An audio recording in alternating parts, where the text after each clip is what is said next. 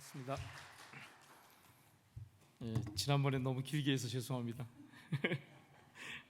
시간 가는 줄 모르고 부담이 많다 보니까 그랬습니다.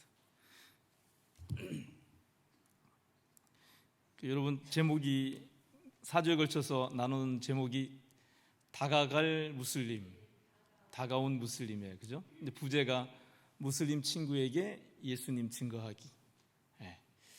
우리가 신실하게 예수님을 증거하려면 아주 firm relationship이, 파운데이션이 뭐냐면요, 이 우정의 관계가 되는 게 정말 중요합니다. 세계 역사를 하나님께서 주관하고 계시는데, 우리가 성경의 계시를 통해서 살펴보면 하나님께서 이 땅 가운데 하나님의 나라를 완성하시고 이루시는데 조건들이 있잖아요. 그 조건이 뭐냐면 이 예수 그리스도를 통해서 성취하신 구속의 복음, 천국의 이 복음이 세상의 모든 족속들 가운데 증거되면 끝이 온다 그러셨잖아요. 그런데 우리 교회가 열심히 한다고 하지만 사실은 많은 제한이 있었어요. 현대 선교에 보면 많은 선교를 했지만은, 우리가 해외 선교도 지금 또 많이 단기 선교도 가고 많이 하고 있지만 너무 턱없이 부족한 거죠. 하나님의 소원과 갈망에 비교하면 교회의 순종은 너무나 더디고 너무나 부분적이고 부족한 거죠. 그러다 보니까 하나님께서는 또 하나님의 목적을 이루셔야 되니까 세계의 역사를 또 주관해 가시는데, 우리 세대에 일어난 놀라운 현상이 뭐냐면, 전에는 멀리 갔어야 되는데 이제는 그냥 우리 대문만 열고 딱 나가면, 그죠? 바로 옆에 넥스트도어에 무슬림이 와 있는 그런 시대로 하나님이 역사를 이끌고 가고 계시다는 게 분명히 보인다는 거죠. 그러니까 하나님이 지금 마지막에 가까운 거죠. 그래서 지금의 선교는 교회에서 특별히 어떤 선교사님을 우리가 세워가지고 파송하는 그런 선교도 물론 여전히 있어야 되지만, 오히려 지금 이 시대적인 요청은 뭐냐면 모든 교회가 이제는 선교해야 되는 시대로 지금 가고 있다는 거죠. 왜냐하면 바로 내 삶의 현장 바로 옆에 무슬림을 데려다 놓으셨기 때문에요. 그런데 우리는 지금, 특히 교회들은 이 하나님의 움직이심을 캐치하지 못하는 경우가 많습니다. 그러니까 이런 하나님의 역사를 이끌어가고 계시는데 우리는 못 알아채고 있는 거죠. 그러니까 내가 살아왔던 그대로, 신앙생활을 해왔던 습관 그대로 그냥 하나님께서 움직여 가시는 거기에 대해서 내가 어떻게 반응해야 되는지 리스판스빌리티를 가지고 우리가 응답을 해야 되는데, 지금 우리는 해왔던 대로, 그냥 살아왔던 대로 계속 거기에 머물러 있는 거죠. 상황은 하나님이 이렇게 바꿔가고 계시는데. 그래서 이 4번에 걸친 짧은 시간이지만 이 시간을 통해서 우리 염강 공동체 가운데 하나님이 좀 이렇게 흔들어 깨우시는, 이런 일이 일어나고 있구나 하고 우리 한 사람 한 사람을 깨우시는 시간이 됐으면 좋겠어요. 제가 해보니까요, 이게 턱없이 부족해요. 너무나 많은 기회가 늘려져 있는데 사람들이 무슬림 그러면 일단은 딱 담장을 딱 치고, 이렇게 많이 60만 되는 사람을 우리 토론토에 데려다 놓으셨는데 우리가 그 사람들한테 목사님들만 할 수 있는 일이 아니고요, 목사님들도 목회한다고 또 바쁘시잖아요. 선교사님들은 다 저기 가 있잖아요. 선교지에서 또 하시잖아요. 우리가 살고 있는 삶의 현장이 바로 선교지로 바뀌어져 있는데, 이제는 전체 교회가, 이제는 모든 성도가 움직이게 될 시대로 지금 하나님이 데려가고 계신다는 거죠. 요거를 좀 여러분이 좀 캐치하셔서, 그럼 내가 어떻게 반응해야 될까? 하나님이 지금 이렇게 하신다면, 이것이 하나님이 행하신 일이라면, 하나님이 내가 살고 있는 이 생애의 시간, 시대 안에 행하신 일이라면 나는 내 인생을 하나님 앞에 어떻게 살아야 될까? 하나님이 아브라함에게도 가라고 하시잖아요. 내가 내게 지시할 땅으로 가라. 내가 너 이름을 크게 해주겠다, 창대케 하겠다. 그러면서 뭐라 그래요? 내가 큰 복을 너에게 주는데 세상의 모든 가정들이 너로 말미암아 복을 받게 될 것이다, 그런 말씀을 하신다고요. 근데 그 모든 조건의 첫 번째가 뭐냐면 가라 했잖아요. 가라. 이 가라는 명령이 정말 중요하거든요. 오늘 읽은 말씀도 우리가 가라는 명령이 제일 처음에 나오잖아요. 그러므로 너희는 가서. 근데 이제는 저 멀리 갈 필요가 없고요, 내 마음에 이 장벽만 내려놓고요, 무슬림한테 한 발자국 다가가면 그게 가는 거라는 거죠. 이제는요, 비행기 타고 배 타고 멀리 안 가도 돼요, 이제는요. 그래서 여러분, 한번 보겠습니다. 역사적으로 무슬림을 전도하는 여러 가지 유행들이 있었는데요. 저런 유행들이 있었습니다. 노방에서 설교하면서 논쟁이나 공개 토론을 통해서, 지금도 저렇게 하는 분들이 있고요. 전통적으로 우리 에벤젤리칼 복음주의 진영에서는 우정 전도를 많이 하죠. 관계 전도 이런 걸 많이 하죠. 그리고 성경을 배포하고 통신 과정을 통해서도 이제 복음을 나누고. 그 다음에 또 보통 우리 한국 교회 선교사님도 오셔서 저런 거 제도적 접근으로 많이 했죠. 병원 세우고 학교 세우고. 그래서 그 선교지의 사람들의 필요에 맞춰서 그들을 돕는 사역부터 시작했죠. 그런 접근이 있고요. 대화식 접근 유형이 또 있습니다. 비슷하죠. 우정의 기초에서 무슬림들이 이해할 수 있는 그런 방식으로 전도하는. 그리고 또 한편으로는 요즘 이제 선교학에서 논쟁되는 건데요, 상하화 유형이라고 해서 무슬림이 이제 예수님을 주님으로 영접하고 나서 모스크나 이 무슬림 사회를 떠나는 게 아니라 그 무슬림 사회 안에 머물면서 그들이 갖고 있었던 그런 종교적인 문화적인 양식을 그대로 사용하면서 예수님을 따라가려고 하는 뭐 이런 유형, 인사이드 무브먼트라 그러죠. 이런 것까지도 다양하게 있어요.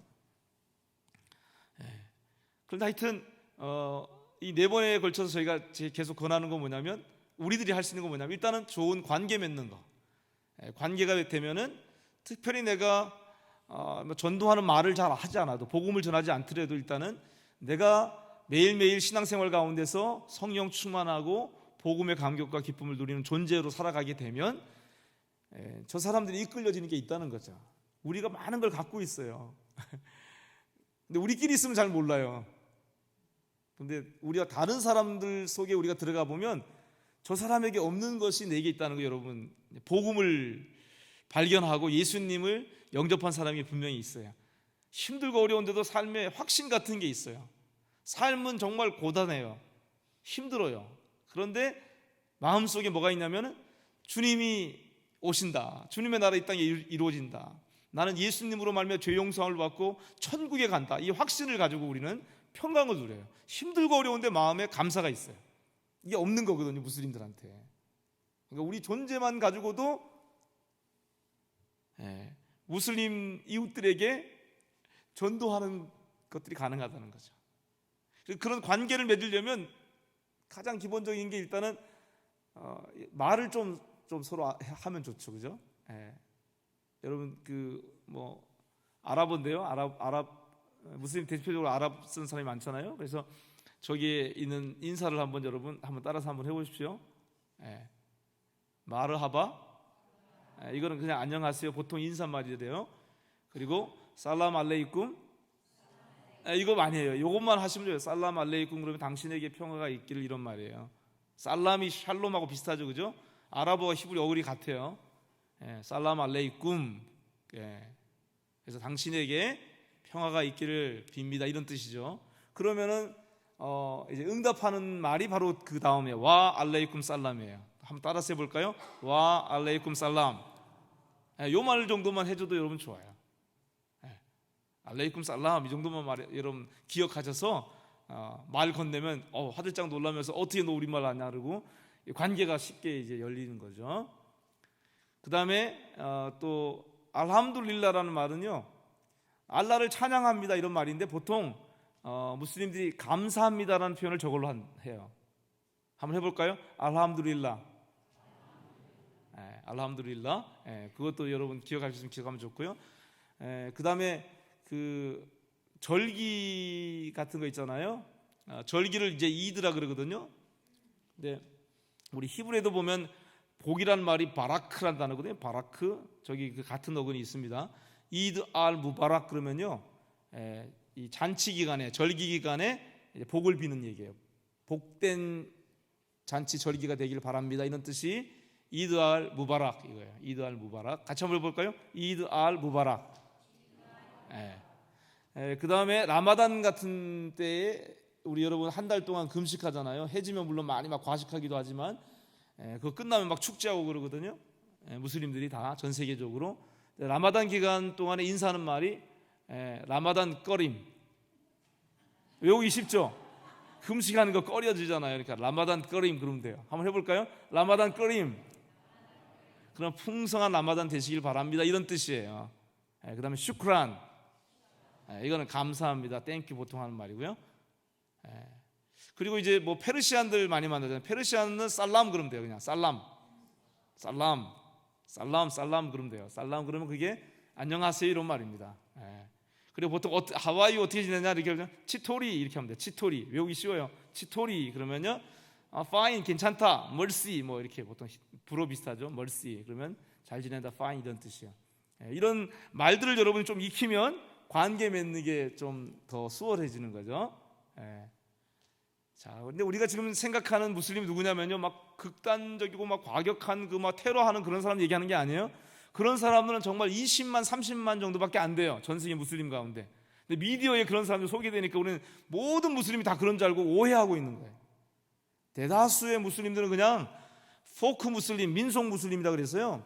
우리가 예를 들면 우리 종교 물어보면 우리 불교 집안입니다 이렇게 얘기하잖아요, 한국 사람들. 그런 의미예요, 그런 의미.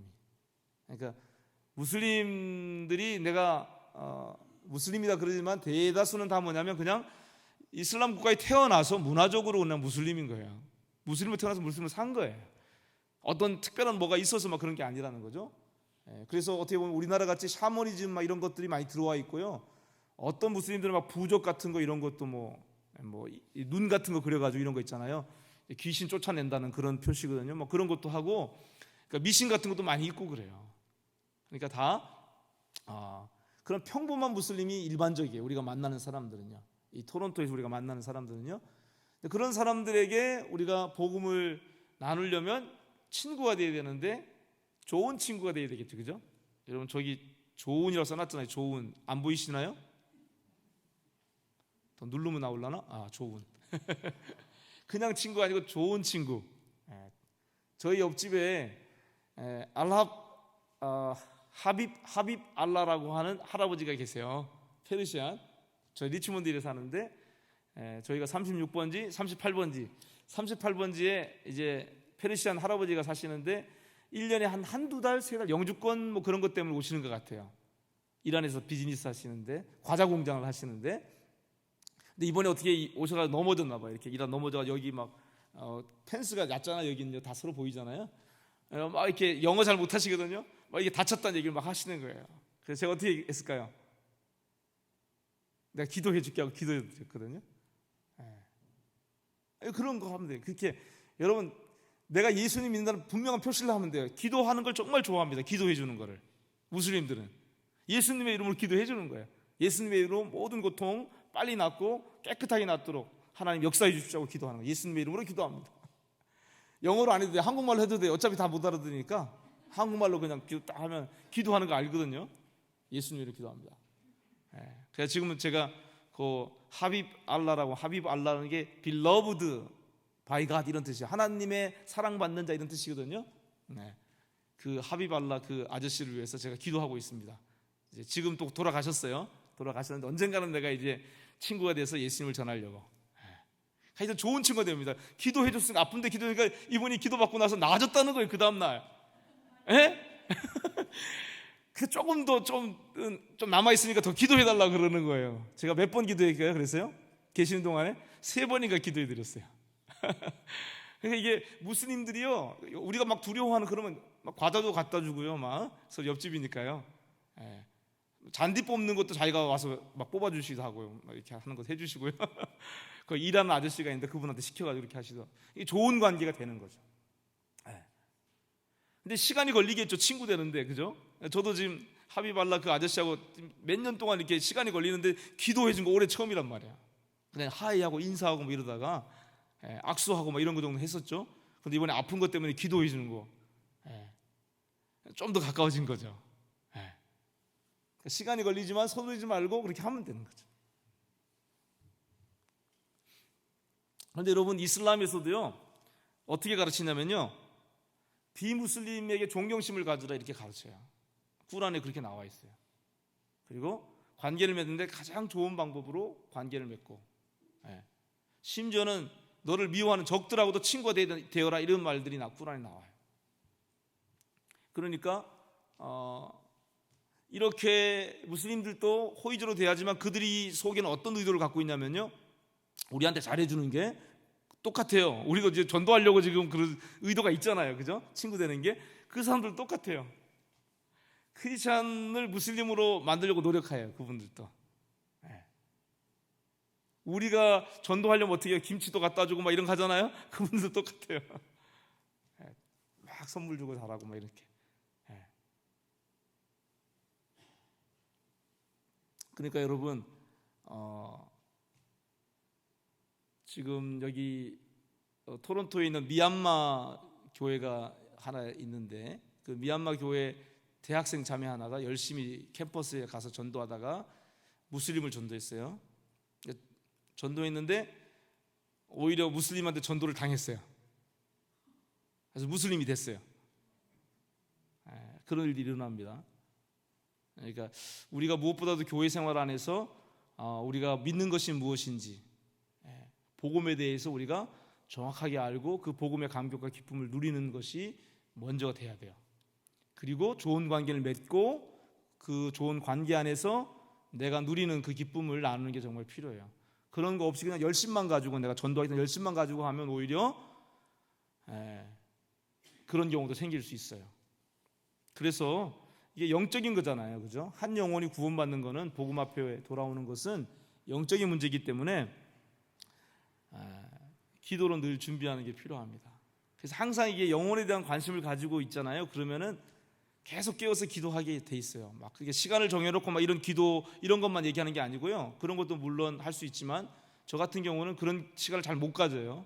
못 갔지만 계속 쉬지 않고 계속 주님을 찾고 주님을 생각하고 그런 일상의 그런 기도들이 계속 있게 돼요. 영혼에 대한 관심을 갖고 있으면요. 그래서 영적으로 건강한 거죠.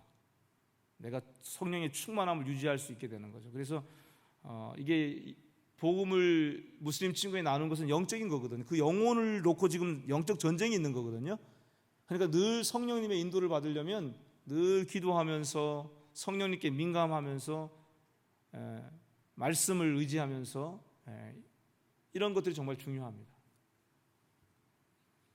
무엇보다도 이 사람들과 얘기 나눌 때, 친구 관계 안에서 할 때 중요한 게 뭐냐면 자기 이야기가, 간증이 있어야 됩니다. 간증. 그러니까 여러분, 이게 훈련이 돼야 됩니다. 이런 훈련을 해야 됩니다. 내가 예수님 만나기 전에 어떤 삶이었는데 예수님을 만나서 어떻게 돼서 내가 이렇게 바뀌었다.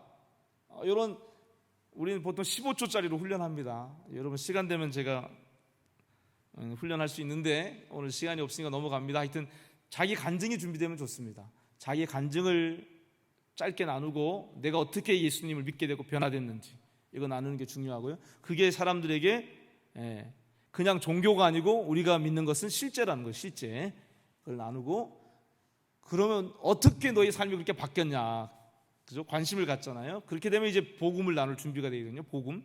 우리가 믿는 건 사실 복음을 믿는 거예요. 복음을 믿는 건데 성경 전체가 사실은 복음이거든요. 성경은 하나님의 이야기거든요.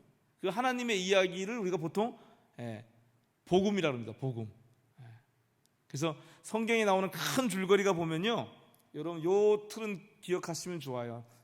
우리가 믿는 사람들이 가져야 될 성경적 세계관이기도 한데요, 하나님이 모든 것을 창조하셨다. 목적을 가지고 창조하셨다. 창조에 대한 거죠.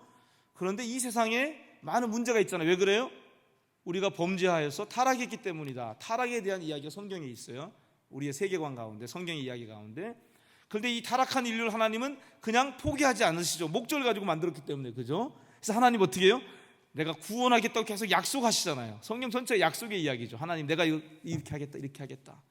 근데 신약은 뭐예요? 그 약속대로 하나님이 사람으로 이 땅에 오셔서 모든 문제를 십자가의 죽으심 안에서 해결하고, 사람이 하나님의 목적을 이루는 데 필요한 모든 하나님에 속한 그 힘과 능력과 지혜와 사랑과 긍휼과 모든 자원을 사람들에게 나눠줄 수 있게 되었다. 그걸 한마디로 얘기하면 구속이라 그래요. 구속이요. 예수 그리스도를 통한 약속한 구세주를 통한 구속이 이루어졌다는 거죠. 구속. 그 구속이 성경 전체에 아주 중요한 주제입니다. 구속. 하나님이 그 아들 예수 그리스도 안에서 구속을 이루셨어요. 왜 기쁜 소식이냐면 이미 이루어진 소식이기 때문에 기쁜 소식인 거예요, 여러분. 예수 그리스도 안에서 이미 다 이루어졌어요. 하나님의 모든 약속이 예수 그리스도 안에 이미 성취가 됐어요. 그래서 기쁜 소식인 거예요. 나는 지금 못 누릴 수 있어요. 근데 하나님 편에서는 예수님 안에 완성품으로 복음을 이미 완성해 놓으셨어요. 그걸 우리에게 선물로 주신 거예요. 내가 그 복음을 계속 우리가 우물 파듯이 계속 디깅하면요, 복음의 그 항목들의 기쁨들을 맛보게 되는 거죠. 구원의 우물들에서 물을 길어서 그 구원의 그 요소들을 죄 용서함이라든지 평강이라든지 뭐 다른 사람을 용서해 줄 수 있는 능력이라든지 모든 것들을 이 구속이 이미 이루는 데서 우리가 기로올로서 내 걸로 체험하는 거거든요. 하나님이 예수님 안에서 이루어놓으신 놀라우신 약속의 성취를 구속이라 그러고요, 그 구속이 내가 회개하고 믿어서 순종해서 내 것으로 경험되는 것을 구원이라 그래요. 구속과 구원이 좀 다른 거예요. 구속은 그런데 이미 완성된 거예요. 아멘? 하나님이 완성해 놓으셨어요. 완성품이에요. 이제 내가 누리냐 못 누리냐의 차이죠. 내가 누리면 구원을 맛보는 거예요. 그러니까 이 구원이 상당히 광범위한 거죠. 죽어서 천국 가는 것만 구원이 아니에요. 그러니까 성경을 자세히 보시면요, 구원은 내 모든 문제에서부터 건진받는 하나님의 능력이 내게 임하는 거거든요. 질병에서 고침받는 것도 그래서 구원인 거예요. 모든 저주와 묶임에서 자유케 되는 것도 구원이고, 그리고 그 구원을 누려가는 하나님의 백성들이 예수 그리스도의 몸이잖아요. 교회잖아요. 그 교회와 교회의 머리신 그리스도가 마침내 어떻게 돼요? 한 세 사람을 이뤄서 이 우주 가운데, 역사 가운데 하나님의 나라가 이 땅 가운데 나타날 때가 와요. 그것을 우리가 새 창조라 그래요. 새 창조는 이미 부활부터 시작됐거든요. 우리 속에 지금 새 창조가 있거든요. 날마다 우리가 예수님을 구원의 이 구속의 이 항목들을 누리면서 우리가 어떻게 돼요? 예수님 닮아가거든요. 성화되고. 근데 이 모든 것들이 과거 세대와 현재 미래 세대 모든 이 구원의 누림이 하나님의 그 분량, 생각하시는 분량이 가득 차면 어떻게 돼요? 우리 안에서 보이지 않는 이 새 창조가, 시작된 새 창조가 역사 가운데 딱 출현하는 거죠. 새 하늘과 새 땅으로. 그래서 이 땅 가운데 하나님의 나라가 이루어진 순간에 그걸 새 창조라 그럽니다. 그러니까 창조와 새 창조 사이에 타락과 구속의 얘기가, 이게 성경 전체의 이제 하나님의 이야기의 요약입니다. 그러니까 이것을 이제 다른 측면으로 설명할 수 있거든요. 넘어갈까요, 그냥? 저는 이 부분에 제 하트가 있어서 많이 하고 싶은데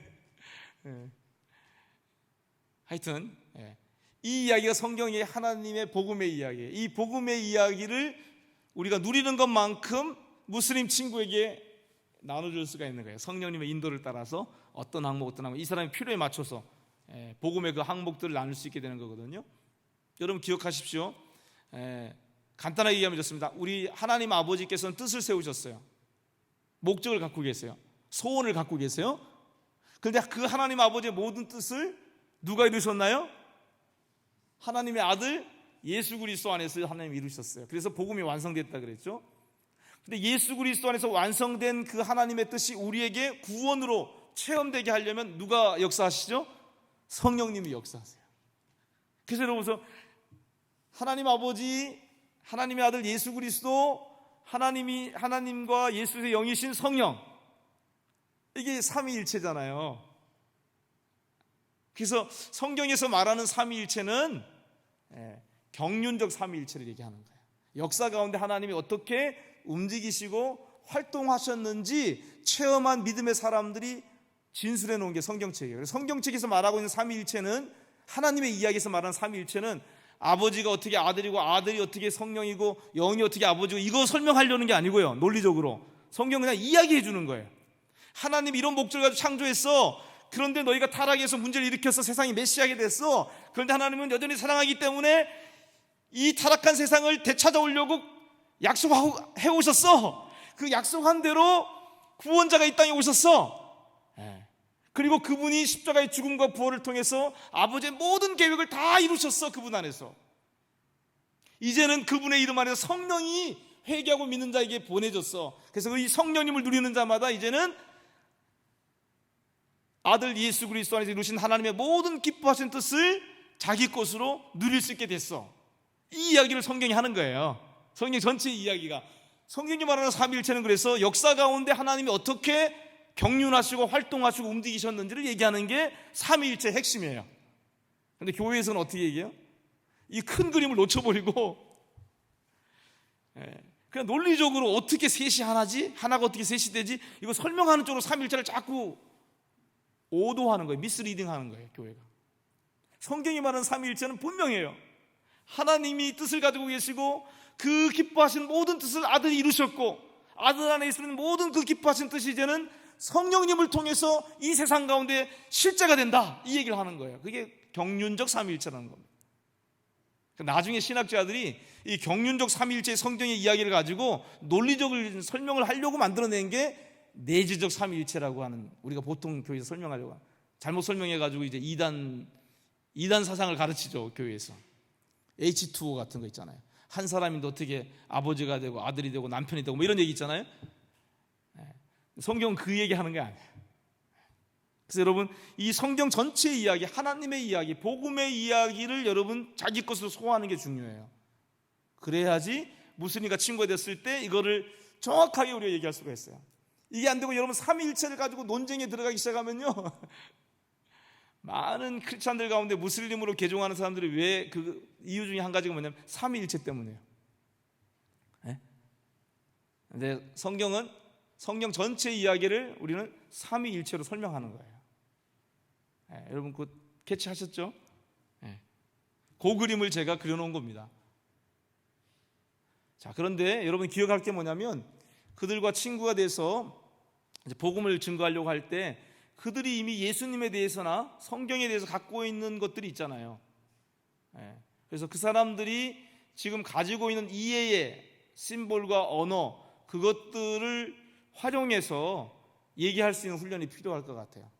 그래서 저기 보면은 기억할 게 뭐냐면요, 무슬림이 예수님을 따르기 전부터 하나님은 그들의 창조주시니까 그들을 마주하고 계시고요, 그리고 그들의 기도도 들어주고 계신다는 것을 우리가 기억할 필요가 있습니다. 하나님은요 믿는 사람한테만 비 주시지 않잖아요. 햇빛 주시지 않잖아요. 그죠? 크리스찬들한테만 비 내리고 무슬림한테는 비 안 내리고 그런 하나님 아니시잖아요. 그죠? 모든 하나님이 창조하신 영혼들을 다 사랑하시고 구원하기를 원하시기 때문에 그들의 삶 가운데 힘들고 어려울 때 알라 하면서 외칠 때 사실 하나님이 그들의 영혼의 부르짖음을 들으시고 하나님이 보고 계세요. 그걸 여러분 기억하시는 게 필요합니다. 그래서 예수님을 믿기 전이지만 그냥 선지자로 믿고 있으니까요, 구원자가 아니라 그 예수님을 믿기 전에 그들이 가지고 있는 믿음, 그것들을 토대로 해서 복음으로 넘어가는 게 아주 효과적일 수 있습니다. 그래서 사람에 따라서는 꾸란을 사용하는 것을 뭐 이렇게 꺼려하고 반대하는 분들도 있는데, 꾸란을 보면요, 꾸란에 예수님에 대해서 우리가 복음을 전하는데 아주 좋은 내용들이 또 있어요. 꾸란에 막 좀 꾸란을 읽어보면 막 이게 앞뒤가 안 맞는 얘기들이 많아요. 성경하고 많이 틀린 내용들이 많이 나와요. 그럼에도 불구하고 꾸란 가운데 특별히 수라 3장 같은 데 보면요, 꾸란 3장에 보면 우리가 무슬림들이 예수님에 대해서 이해하고 있는 것들을 토대로 해서 예수님을 증거할 수 있는 구원자로 그런 자료들이 꾸란에도 있어요. 그래서 그런 대표적인 예가요, 이게 인터내셔널 미션 보드 서던 베프티스트 선교사님이 이제 케빈이라는 선교사님이 낙타전도법이라는 것을 개발해서 사용하시는 게 있어요. 그래서 이 낙타전도법이 뭐냐면 수라 3장의 내용을 가지고 전도하는 건데요, 잘 안 보이시죠? 낙타가 영어로 캐멜이잖아요. 캐멜. 그 캐멜에 그 해당되는 단어가 저 수라 3장에 나와요. 마리아가 하나님 앞에 선택을 받은 여인이 되잖아요. 그리고 마리아에게 하나님이 이제 가브리엘 천사를 보내서 메시아가 날 것을 이제 아나운스 하잖아요. 거기서 CA가 오고요. 그 다음에 예수님이 이 땅에서 많은 기적을 행한 얘기가 그 3장에 나와요. 미러클 메이커. 그리고 예수님이 지금 하늘에 하나님과 함께 계시다는 얘기가 나와요.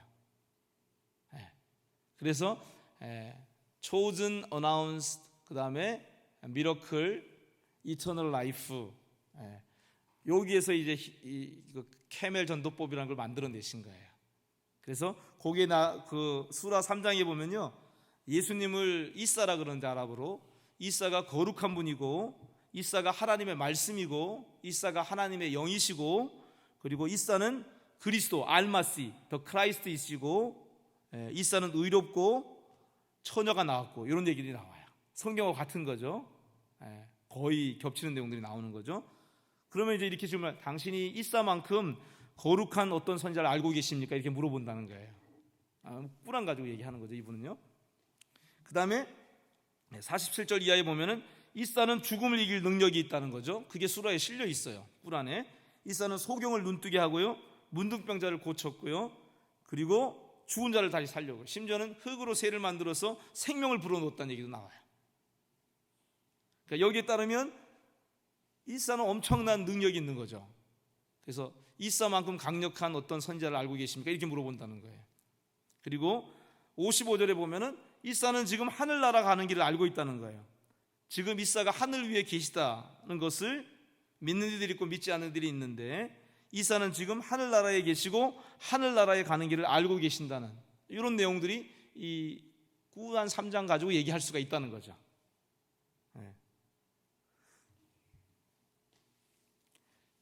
그래서 이제 그 한 다음에 이제 보통 이제 전도하는 게 코르반이라서, 우리 성경에는 코르반 하나님께 드림이 되었다, 코르반이 희생 제사를 가지고, 애니스리도 그렇고 낙타 전도법도 그렇고, 그 다음에 이제 구체로 복음 전할 때는 코르바니 전도법으로 그래가지고요. 무슬림들도 희생 제사를 지내거든요. 그런 절기가 있어요. 아브라함이 그 아들을 하나님께 바쳤다는 것을 기념하는, 그래서 짐승을 잡아서 이렇게 하는 그런 절기들이 있거든요. 그 절기들의 의미를 사실은 모르는 거죠, 잘. 그래서 이분들한테 창세기 3장에 보면 가죽옷 얘기가 나오잖아요. 하나님이 아담과 이브에게 짐승을 잡아 죽여서 그 애니멀 스킨으로 가죽옷을 만들어 주잖아요. 첫 번째 희생당한 동물의 이야기죠.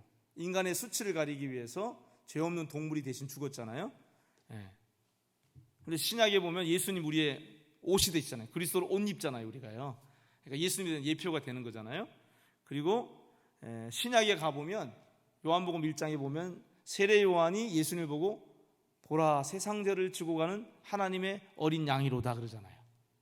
그래서 애니스리에서도 첫 번째 희생제물하고 마지막 희생제물로 요 두 가지 얘기를 가지고 예수님을 소개하는 이런 방법들이 사용되고 있습니다. 이게 애니스리가 그런 내용이고요. 자, 근데 중요한 거는요, 무슬림 친구와 이제 같이 이렇게 하다 보면은 논쟁에 빠질 수도 있어요. 뭐 삼일체 가지고 논쟁할 수도 있고, 예수님이 사람이지 무슨 하나님이냐 하면서 이 논쟁할 수도 있고, 그죠? 그런데 중요한 건 뭐냐면요, 이기는 것이 목표가 아니고, 우리는 말싸움에서 이기는 게 목표가 아니고 그 사람을 얻는 것이 목표라는 것을 기억하면 좋을 것 같아요.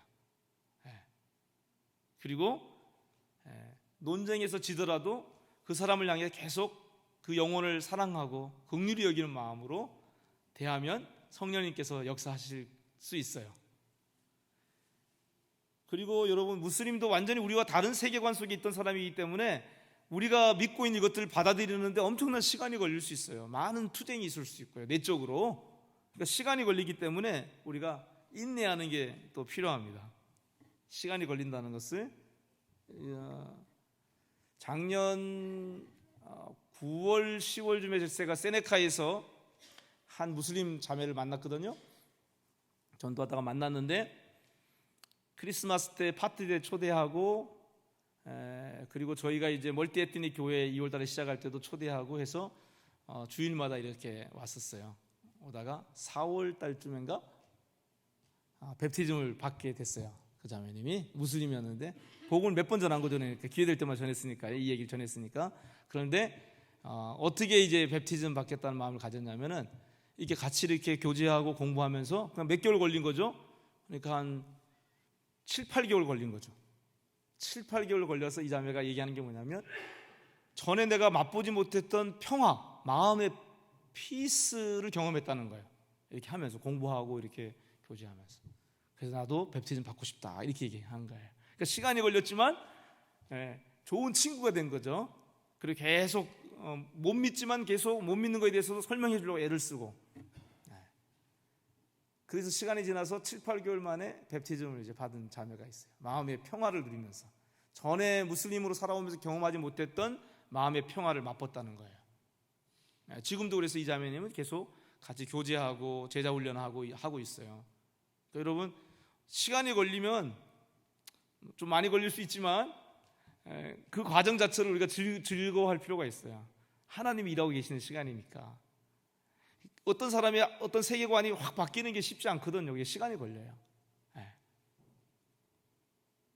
그리고요, 이렇게 얼토당토하는 얘기가 나올 때도 있어요. 그래서 막 싸우고 싶은, 막 내 논리로 막 이렇게 깨고 싶은 막 이런 욕구가 일어날 수도 있어요. 특히 남자분들 같은 경우는 그럴 때도 그런 유혹을 뿌리치고 사람을 얻는데, 사랑으로 대하는데 우리가 집중하는 게 좋고요. 그 다음에 대놓고 이슬람을 비판하는 것은 피하는 게 좋습니다. 좋은 관계를 맺어야 되는데 너 믿는 종교 그거 가짜다로 이렇게 하면 안 되죠.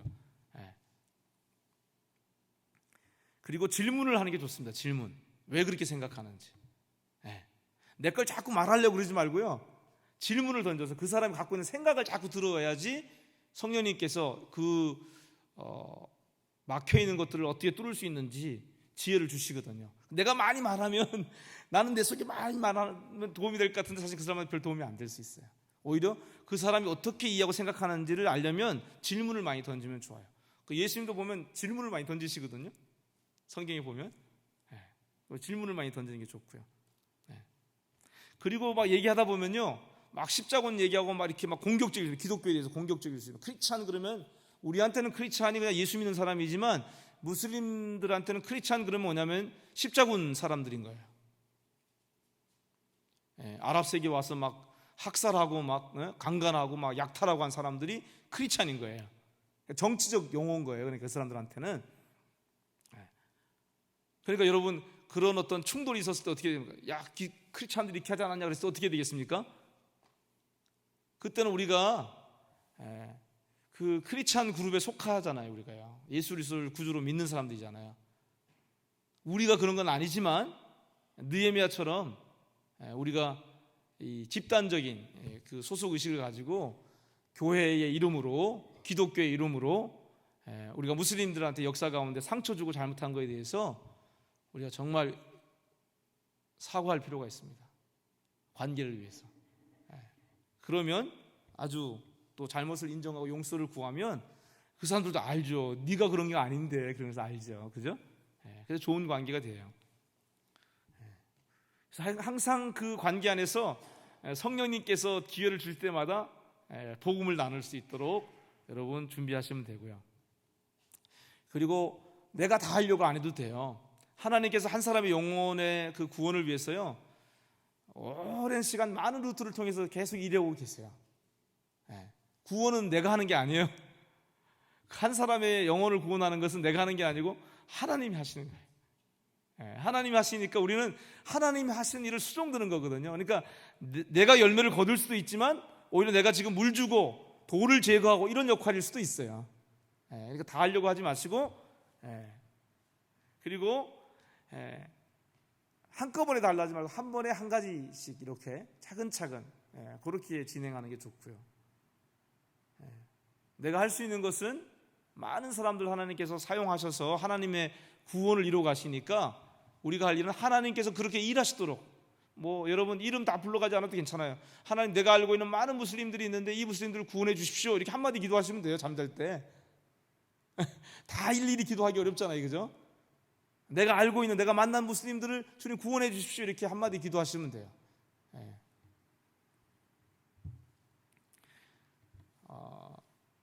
40개 나라 58개 인종 그룹을 대상으로 해서요, 회심한 무슬림들 대상으로 설문조사를 했어요.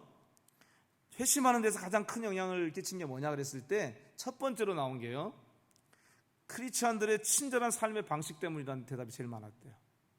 이 얘기 뭐냐면요, 많은 무슬림들이 크리스찬과 친구 관계, 우정의 관계, 인간 대 인간으로 서로 존중해지는 이 관계를 경험하지 못하고 있다는 얘기예요.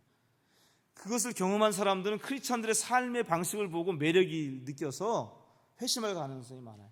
여러분 나빌 꾸라시라고 알죠? 변증가로 이제 무슬림이었다 회심해가지고 암으로 돌아가셨지만요. 그분도 크리스찬 친구하고 기숙사에서 만나가지고 몇 년간에 걸쳐서 그렇게 교제하면서 회심하게 된 경우예요. 그래서 변증하는 기독교 진리를 변증하는 사람으로 사역했었거든요. 닥터면서. 그러니까 우리들한테도 많은 무슬림들이 크리스찬 친구를 가져본 적이 없다는 것을 기억하시고요.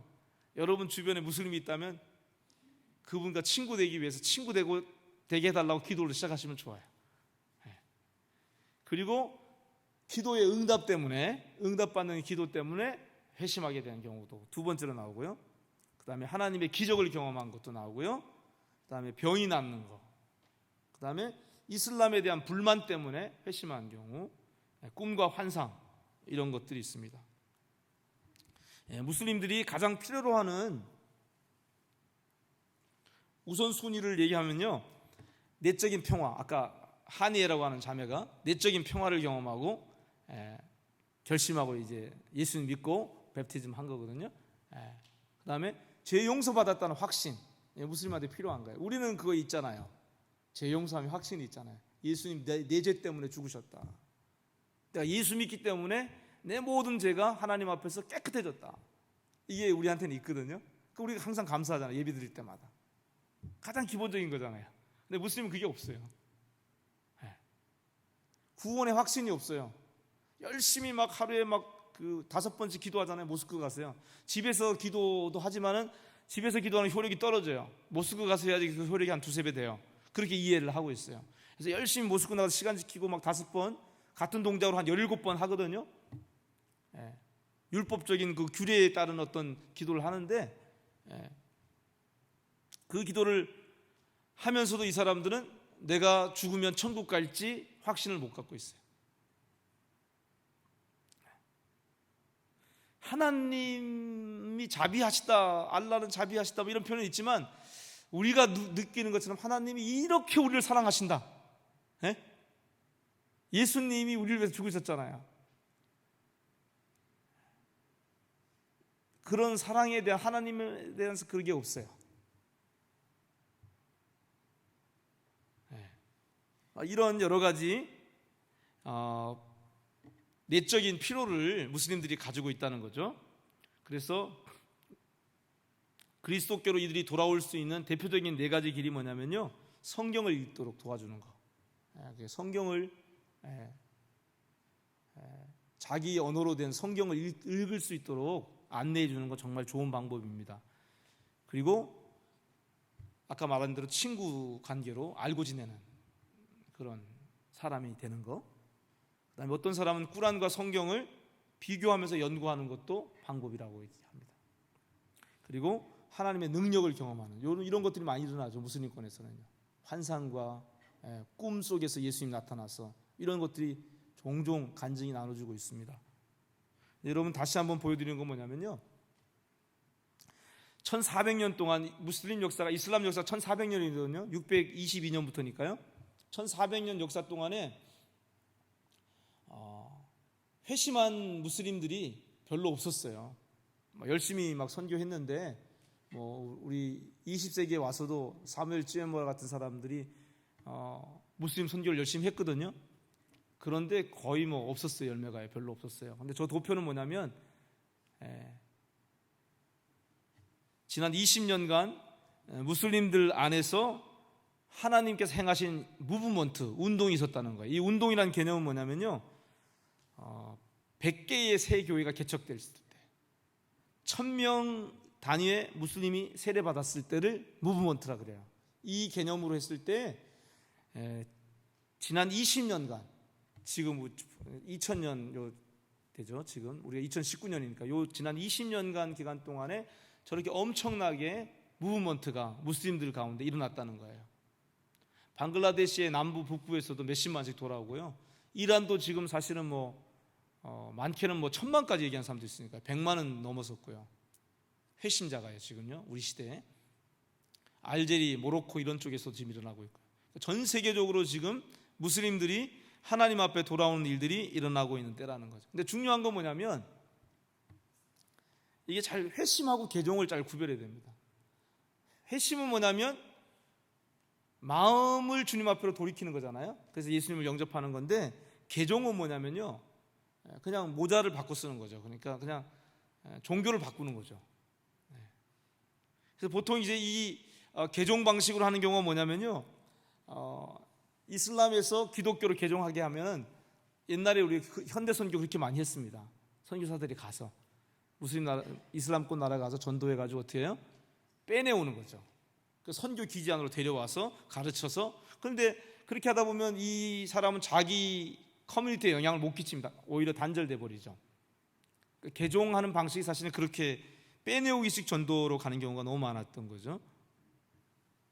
그래서 이슬람에서부터 예수 그리스도교로 마음이 돌이켜지는 것을 우리가 목표해야 됩니다. 성령님의 역사를 통해서. 그리고 이들을 그 공동체에서 빼내오는 게 아니라, 교회로 데려오는 게 아니라, 정말 필요한 건 뭐냐면요, 그 사람들이 예수님을 마음에 영접하고 예수님을 따라가는데 그들이 속한 문화와 공동체에 머물면서 그 공동체 안에서 어떻게 영혼을 추수할 수 있는지, 그런 하나님의 안내와 인도를 받을 수 있도록 격려하고 도와주는 게 필요합니다. 저는 지금 이 방향으로 하고 있거든요. 대부분 우리가 전도하면 그냥 교회로 데려오려고 합니다. 그런데 교회로 데려오면요, 무슬림들이 가지고 있는 공동체의 경험하고 지금 현대교회가 가지고 있는 공동체의 이 경험이요, 이게 상대가 안 됩니다. 우리가 지금 신약 성경에 나오는 공동체 정도면, 1세기 교회 정도면 강력하죠. 근데 지금 현대교회는 1세기 성경적인 교회의 그런 공동체성이 너무 약화되어 있거든요. 썬데이 그냥 모이는 것 중심이고 교회 안에 프로그램 중심이란 말이에요. 그러다 보니까 무슬림들이 처음에 회심에 돌아오면 다 관심을 가지고 막 격려 환영하는데, 시간이 지나가면 공동체가 그 가정 역할을 못 해줍니다. 그래서 많은 회심한 무슬림들이 실망하고 돌아가는 경우가 또 생깁니다. 그래서 중요한 건 뭐냐면, 이 사람들을 데려오는 것보다는요, 그냥 거기에 머물면서 우리가 찾아가는 거예요. 찾아가서 같이 기도해주고 성경 같이 읽어주고, 그 사람과 연결된 사람을 초대해서 같이 그 집에서 또 공부하게 하고, 그렇게 해서 거기에서 교회 모임이 생길 수 있도록 하는 게 바람직합니다.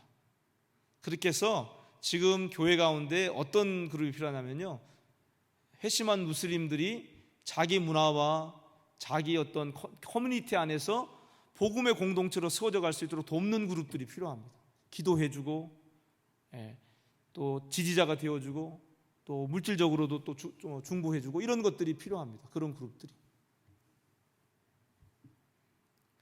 그리고 또 한 가지 기억할 것은요, 우리는 예수 믿는 거 그냥 다 나 예수 믿었다 얘기할 수 있지만, 무슬림들 같은 경우는 어떤 게 있냐면, 이란만 해도 그렇습니다. 남자들 같은 경우는 사형입니다. 배교, 종교 바꾸면, 무슬림이 크리스찬이 되면 그게 드러나면 잡히면 사형입니다. 여자는 종신형입니다. 이란만 해도요. 그러니까 우리 콘텍스트가 달라요. 예수를 믿는 것은 배교해서 목숨을 거는 일들이 되는 거예요. 그래서 우리가 비밀 신자 개념을 이해할 필요가 있습니다. 성경에 보면 우리가 구원받는데 입으로 예수를 주로 시인하는 거잖아요. 마음에 예수가 죽고 부활하신 걸 믿는 게 구원의 조건이잖아요. 그런데 입으로 이 시인하고 고백하는 것을 누구한테 해야 된다는 것은 정해져 있지 않아요. 그러니까 회심한 무슬림들이 자기의 신앙을 지혜롭게, 정말 생명이 걸린 문제이기 때문에요. 그렇게 지혜롭게 고백할 수 있는, 예를 들면 가족들한테, 아주 가까운 사람들한테, 아니면은 그런 신앙의 고백에 대한 플렉서블한 걸 좀 둘 필요가 있다는 거죠. 그 내용이 여기 내용입니다. 잘못된 사람한테 고백한, 또 잘못된 시점에 고백하게 되면 어려움을 당하기 때문에 성경에도 그런 비밀 신자들이 나오거든요. 그러니까 무슬림들의 그 상황을 우리가 이해해야 할 필요가 있습니다. 여러분, 이걸 한번 보십시오. 무슬림 배경의 이런 신자들을 돌보는 공동체, 그 역할이, 영광교회도 그런 일들을 할 수가 있습니다. 우리가 그런 그룹들을 위해서 기도해주고, 그들과 같이 교제하면서 또 협력하고, 이런 것들을 충분히 하실 수가 있습니다. 근데 성경에 보면 성령님께서 역사하시는데 그 역사는 사실은 사도적 공동체인 교회, 저희들의 수고를 통해서, 믿음의 공동체의 수고를 통해서 하나님께서 새로운 신자들이 성숙하고 교회를 온전히 세워가도록 그런 일을 하시는데요. 베드로, 사도행전에 나오는 베드로 때 보면은 유대인들이 예수님을 믿어서 회개하고 예수를 믿어서 하나님 나라에 들어갔죠. 하나님 나라 운동 가운데 들어간 거죠. 이거 여러분 클리어하게 이해할 수 있죠. 그런데 바나바와 바울이 선교행하면서 이방인들이 막 믿게 되는 일들이 났잖아요. 그럴 때 어떤 논쟁이 있었냐면 교회 안에 사도행전에 나오는 거죠. 유대인들은 예수를 회개하고 예수를 믿어서 하나님 나라에 들어왔어요. 그 운동 가운데. 근데 이방인들이 회개하고 예수를 믿어서 하나님에 직접 들어오는 게 가능하냐 이거죠. 그래서 당시에 사도행전 15장의 공의회 때 보면은 어떤 주장이 있었냐면 할례 받아야 된다, 유대 전통 문화를 통해서 하나님 나라에 들어간다, 이런 주장들이 있었던 거죠.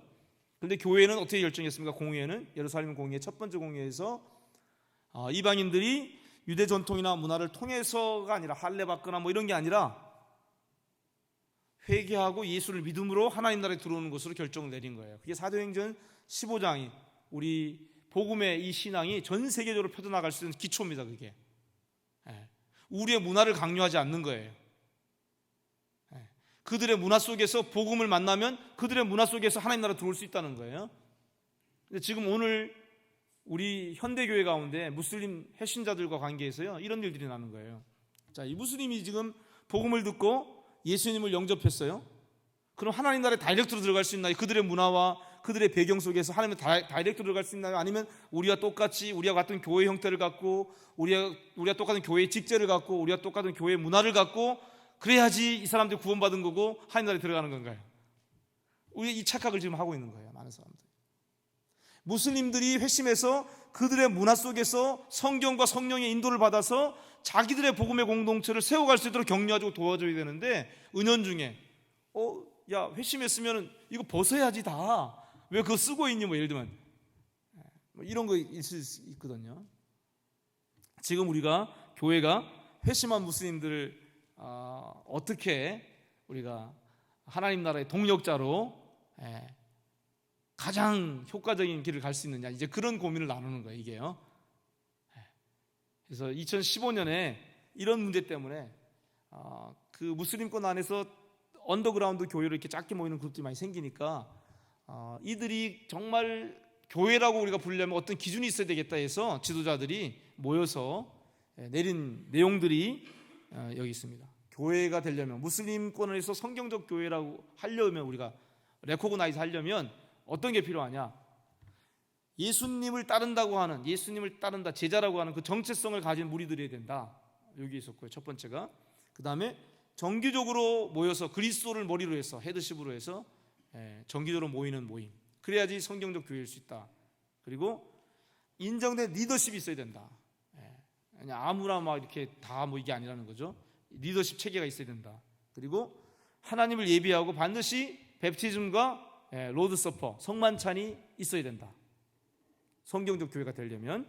그 다음에 예수님의 모든 명령에 순종하면서 서로를 격려하기 위해서 모이고, 그리고 또 한 가지 중요한 게 있습니다. 작게 모이지만은 전체 보편적인 교회, 우리가 사도신경에서 공교회라고 그러잖아요. 거룩한 교회를 믿사오며 하는. 그래서 지역적으로 또 세계적으로 역사적으로 보편교회와 연결되는 교회여야 된다. 이게 중요한 내용입니다. 작게 모여도 전 세계 역사 가운데 있는 보편교회와 우리가 한 몸이다라고 하는 의식을 갖는 게 성경적 교회라고 우리가 레코그나이즈 할 수 있는 중요한 기준이다. 이런 것들이 가이드라인으로 주어진 거죠. 여러분, 그래서 결론을 내리면 이렇습니다. 무슬림 배경의 크리스찬들이 믿음의 공동체로 자라가게 우리가 섬기는 게 필요한데요. 회심자에게 공동체가 필요하거든요. 케어해주는 사람, 부모 역할 해줄 사람이 필요하거든요. 전통교회로 들어오게 하는 것도 있고요. 그렇게 지금 많이 하죠. 또 그렇게 정착한 경우도 있어요.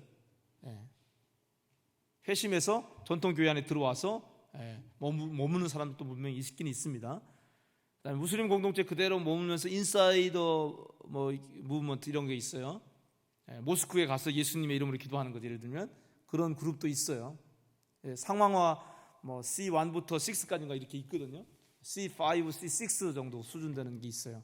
모스크 안에서 예수님을 따라가는 거죠. 그런 사람도 있어요. 세 번째가 뭐냐면 제3의 공동체를 세우는 뭐 이런 것도 방법이 있는데요. 이 일에 있어서 동역이 정말 절대적으로 필요합니다. 혼자 살 수 없고요. 한 교회만 할 수 있는 게 아니고요. 어떤 한 단체만으로 할 수 있는 일이 아닙니다.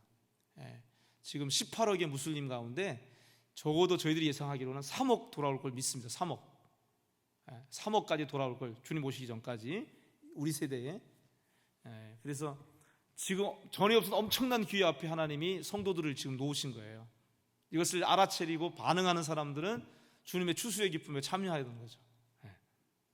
그리고 지역별로 또 종족별로 우리가 접근할 필요가 있습니다. 저 같은 경우는 지금 그래서 페르시안이 우선순위입니다. 페르시안이 지금 가장 많이 반응하기 때문에 페르시안 우선순위. 그 다음이 이제 뭐 시리안이나 아랍 스피킹하는 사람들이에요. 연결이 되거든요. 근데 이 페르시안이 되면 아프간 사람도 돼요. 언어가 통하기 때문에 타직 사람하고. 저는 지금 그 순서를 두고 있습니다. 지금은 그리고 그렇게 예를 들면 페르시안 사람인데 페르시안 사람 가운데 그 사람이 중심이 돼서 리칭아웃 페르시안 사람 할 수 있도록 하는 방법이 필요합니다. 제가 계속 페르시안 쫓아다니면서 많은 사람 전도하고 이게 아닙니다.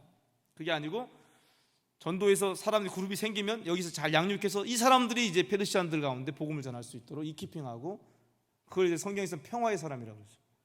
그 평화의 사람을 통해서 그 커뮤니티 가운데 복음이 다 전해지도록, 그래서 영생을 얻기로 작정된 데서 다 구원을 얻을 수 있도록 그렇게 하는 게 필요하고요. 그리고 또 한 가지는 디아스포라 선교의 관점에서는 이렇게 회심한 사람들이 여기서 공동체를 경험하면서 세워져서 역선교라 그러는데요. 자기 홈랜드의 선교로, 단기 선교죠. 또는 비즈니스 미션으로 가는 그것까지 우리가 그림을 그리고 준비할 필요가 있습니다. 그래서 여기에 이제 회심한 사람들과 같이 이들이 여기서 살 수 있도록 같이 고민하면서 먹고 사는 문제, 메조리티 1세기의 교회들이 좀 이런 전략을 가지고 접근할 필요가 있습니다. 그래서 직업의 문제나 도시에서 가능한 이런 비즈니스 같은 걸 경험하면서 한 두세 가정 단위로 보내는 거죠. 거기에는 이제 다른 민족도 포함될 수 있겠죠. 우리 한국 사람도 포함돼서 갈 수 있겠죠. 가서 2개월에서 길게는 한 2년 미만까지 단기 선교하면서 거기에서 처치 플랜팅하고 돌아오는 거죠. 뭐 이런 어떤 역선교에 대한 비전까지도 품고 기도할 필요가 있습니다. 지금 결론으로요. 지금 현대 그리스도인 앞에는 현대를 살고 있는 21세기를 살고 있는 사람들에게는 우리가 하나님 앞에서 살아갈 때 세 가지 길이 있습니다. 역사를 통해서 정리해 보면요. 첫 번째는 무함마드가 갔던 길이 있습니다. 지금 근본주의 이슬람들이 추구하고 있는 길이죠. 메카에서 메디나로 갔던. 메카에서는 그냥 설교로 포교했었어요. 근데 메디나로 갔을 때는 어떻게 해요? 정치력과 군사력을 가지면서 할 수 있었어요. 그래서 어떻게 해요? 그 파워로 이슬람 제국을 이뤄갔던 길이 무함마드의 길입니다. 세 번째로 보십시오. 오늘날 서구 사회가 지금 추구하는 길이라고 할 수 있는데요. 콘스탄티누스가 갔던 길, 로마를 향해서 진군해 갔었죠. 로마 제국을 이뤘잖아요. 지금 우리가 경험하고 있는 교회의 시스템과 구조는 사실은 이 콘스탄틴 대제가 기독교를 공인하고 국교화하면서 생겼던 로마 제국 시대의 크리스천덤이라고 하는데요. 기독교 제국 시대의 그 모델을 우리가 계속 이어오고 있는 겁니다. 건물 안에 모여서 한 사람 이렇게 올드에 있는 사람들 중심으로 해서 이렇게 하는 구조 자체는 크리스천덤 모델입니다. 그런데 성경을 보면 예수님은 갈릴리라고 하는 변방에서 예루살렘으로 가시는데 예루살렘에 왜 가셨습니까? 죽기 위해서 가십니다. 많은 교회가 지금 로마를 향한 행군의 길을 가고 있어요. 사실은요. 더 크고 더 많고 막 이런 것들을 추구합니다. 그런데 우리가 따라가야 될 예수님이 가셨던 길은 뭐냐면 변방에서 죽음의 자리로 가는 게, 성경 전체를 보시면 그게 분명합니다. 우리가 어떤 길을 걸어가야 되는지, 어린 양을 따라가는 게 어떤 길인지 분명히 나타납니다. 우리는 이 땅에서 뭘 잘되고 성공하고 그런 그림이 아닙니다. 물론 그렇게도 하나님 쓰시지만 큰 그림으로 보면요, 우리는 여기에서 예수님을 따라가다 예수님처럼 순교하고 죽는 그게 희생자 코드가 성경에 전면면이 흐르고 있거든요. 매일매일 그래서 자기를 부인하고 그리스도를 생명으로 사는 그게 제자의 삶이에요. 간단합니다. 십자가 부활 그 길을 가는 건데, 십자가는 예수와 함께 내가 죽는 그 체험 안에 날마다 들어가는 거예요. 내 자존심, 내 명예, 내 영광, 내 누림, 이것들 포기하는 삶을 선택하는 게 십자가입니다. 그러면 어떻게 돼요? 그 죽음의 길을 선택하면 우리 안에 계신 부활 생명의 그리스도께서 우리 삶을 주도해 가시는 삶이 나온다는 거죠.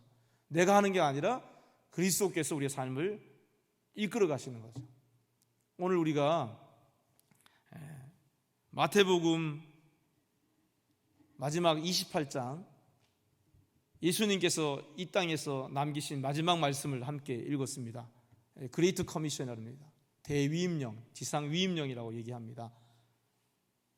하늘과 땅의 모든 권세를 아버지께서 내게 주셨다. 이 얘기가 뭐냐면 우리 인생의 주권자는 누구시냐면 예수님이라는 거예요. 예수님이 우리의 왕이세요. 우리는 그 예수님을 왕으로 모셔드린 사람이에요. 그 왕이신 예수님을 섬기고 따라가기 위해서 삶을 내건 사람이 크리스찬입니다. 예수님의 제자들입니다. 여러분 제자이시죠? 그죠? 예수님을 왕으로 모시고 예수님을 따라 살기로 작정하신 분들이시죠? 네. 그 사람들에게 예수님께서 하신 말씀이에요. 그러므로 너희는 가라. 근데 멀리 가실 필요 없다니까요. 이제는요. 가는 게 어디? 옆집 가면 돼요. 옆집이요. 옆집 가시면 돼요. 도안 노킹 이렇게 옆집 뭐 맛있는 거 하셨을 때 나눠서 뭐 드시면 돼요. 옆집에 무슬림 이웃이 있잖아요. 살람 알레이쿰 이렇게 인사하시면 돼요. 그러면서 그렇게 하시면 돼요. 그게 가는 겁니다. 가면 어떻게 돼요? 내 삶의 얘기 나누는 거죠. 존재로 보여주죠. 내가 왜 힘들고 어려운 상황에 기뻐할 수 있는지, 감사할 수 있는지 존재로 보여주잖아요. 그리고 기회 되면 이제 말로도 하고 행동으로도 하잖아요. 그게 바로 복음을 나누는 삶이죠. 그럼 어떻게 돼요? 예수님을 영접하는 일이 일어납니다. 중요한 건 그 다음부터입니다. 예수님 영접하는 것까지는 쉬워요. 아주 쉽습니다. 많은 영혼들이 복음에 목말라하고 있기 때문에 복음 전할 때 예수님 영접하는 것까지 너무너무 쉽습니다. 진짜 여러분 정확하게 복음을 드리고 나눌 수 있으면 많은 사람들이 복음 다 영접합니다. 시간이 걸릴지 모르지만 다 영접합니다. 그런데 중요한 건 뭐냐면 그 다음에 영접한 다음에 예수님 주신 명령은 뭐냐면요, 이 19절에서 20절의 주동사가 뭐냐면요, 제자를 삼으라는 게 주동사예요. 다른 건 다 분사 형태예요. 가는 것도 분사고요, 뵙티즘도 분사고요, 가르쳐 지키게 하는 것도 분사 형태로 돼요. ing 뭐 하면서 이런 형태예요. 근데 주동사는 뭐냐면 제자를 삼아라, 모든 민족을 제자로 삼아라, 이게 동사예요. 그 문장에 이 얘기 뭐냐면요, 우리가 열방에 하나님의 복이 땅끝까지 이르는 삶을 살아가려면 제일 중요한 게 뭐냐면 그냥 복음 전하 낳는 걸로 끝나면 안 된다는 거예요. 낳아서 어떻게 돼요? 길러내야 된다. 자식 낳고 어떻게 우리가 길러야 되잖아요. 길러서 어떻게 돼요? 그 자식이 또 낳을 수 있도록 하는 거, 그게 제자 삼는 거예요. 그게 하나님께서 인간을 창조하시고 복 주신, 정해놓으신 방식이에요. 세상 나라가 어떻게 주님의 나라가 되느냐? 생육하고 번성하여 땅에 충만하라. 첫 번째 인간을 만드시고 복 주신 말씀 안에 담겨져 있어요. 정해놓으신 원리예요. 낳고 기르고 멀티플라이 하는 거. 멀티플라이가 뭐예요? 내가 낳은 그 사람도 또 낳는 거 얘기하는 거예요. 그냥 더하기가 아니라 곱셈 방식으로 멀티플라이 하는 거. 그게 하나님이 정해놓은 방식이에요. 자연 세계도 그렇고 영적 세계도 똑같습니다. 그래서 여러분 제자 삼는 게 중요합니다. 내가 제자로 살아가는 삶을 계속 보여줘서 따라올 수 있도록 하는 거. 그래서 여러분 제가 여러분한테 하는 도전이 이겁니다. 오늘 크리스찬도 모델 안에 살아가는 현대 그리스도인들은 대부분, 제가 보기엔 대부분 제자 삼는 제자, 교회를 낳는 교회의 길보다는 종교 소비자로 살아가는 경우가 너무 많습니다. 컨슈머리즘이라죠. 교회 여러분 선택하실 때도 어떻게 합니까? 저 교회가 건물이 있냐 없냐, 교회 학교가 있나 없나, 목사님의 설교도 하나의 상품이 되어버렸어요. 소비자주의예요. 이게 성경적 방식이 아닌 거죠, 사실은. 그러니까 여러분 지금 우리의 현 시대에서 그럼 우리가 어떻게 그러면 이 종교 소비자로 살아가게끔 만드는 이 시스템 안에 있는 거, 문화 안에 있는 거예요. 근데 이 문화를 어떻게 거슬려서 정말 주님의 마지막 그 말씀처럼 내가 어떻게 가서 제자 삼는 삶을 살고 베프티즘을 베풀고 그리고 예수님의 모든 말씀을 가르쳐 지키게 하는, 첫 번째 지키게 하는 게 뭡니까? 제자 삼는 삶을 그도 살게 하는 거죠. 여러분 어떻게 하시겠습니까? 오늘 같이 우리가 기도해야 될 제목이죠. 그게 한번 여러분 주님 앞에 눈을 감고 나는 믿음 생활을 정말 예수님의 제자로 살고 있는 건지, 아니면 제자의 삶보다는 그냥 예배당을 그냥 왔다 갔다 하는 사람으로 하나의 종교인으로 사는 건 아닌지, 종교 소비자로 살아가는 건 아닌지, 그렇다면 내가 정말 제자 삼을 사람은 누구인지, 가까이는 여러분의 자녀부터 시작해야 되겠죠, 그죠? 그리고 여러분 이웃의 무슬림 친구가 돼서 복음을 전하면서 그들이 영접하면 계속 방문하며 성경 이야기를 계속 나누면서 제자를 만들어 가야 되겠죠. 그래서 그런 삶에 보여준 모델이 그도 똑같이 할 수 있도록 해야 되겠죠. 그거 한번 여러분 기도하면서 마무리했으면 좋겠습니다. 뭐 거창한 데서 시작하는 거 아닙니다. 그냥 내 삶의 자리에서 시작하면 됩니다. 지금까지 우리가 이런 시대 문화 속에서 아무 생각 없이 살았다면 이제는 그런 삶을 좀 이제 종지부를 찍고 성경에서 예수님 말씀하시는 가장 큰 중요한 이 명령에 내가 어떻게 순종할 것인지, 영광교회라는 이 공동체 안에서 우리 시대 상황이 그렇기 때문에 부족하죠. 많이 부족한 부분이 있을 겁니다. 우리 기준에서. 그래서 이 공동체 안에서 어떻게 이런 본질적인 예수 믿는 자의 이 삶을 회복해 갈 것인지, 목사님을 리더십으로 해서 우리 공동체가 어떻게 성경적인 교회로, 성경적인 제자도가 만들어진 교회로 탈바꿈해 갈지, 뭐 하나님 하셔야 되지 뭐 우리가 할 수 없잖아요. 그러니까 할 수 있는 게 뭡니까? 기도하는 거죠. 교회를 위해서 기도하고 목사님과 리더십들을 위해서 기도하는 게 출발일 것 같습니다. 같이 한번 여러분 이 시간